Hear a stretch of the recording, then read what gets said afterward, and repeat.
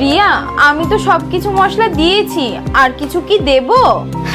মশলা দিয়ে রান্না হয় না, ভালো রান্না করতে গেলে মায়ের মতো রান্না শিখতে হয়। বাপের বাড়ি থেকে তো কিছুই শিখে আসোনি।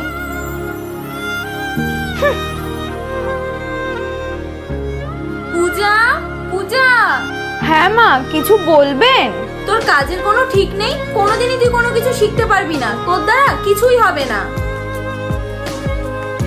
মা, ওর দ্বারা কোনোদিনই কিছু হবে না। তোকে কখন বলেছিলাম আমার শাড়িগুলো ধুয়ে দিতে? এখন শাড়িগুলো ধুলে শাড়িগুলো শুকোবে?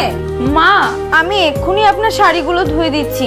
আমি বাসনগুলো মেজেই আপনার শাড়িগুলো ধুয়ে দিতাম। আমি এক্ষুনি যাচ্ছি মা। একটা কাজ যদি সময়ে করতি। ভগবান, আমি জানি না আমি কি ভুল করেছি।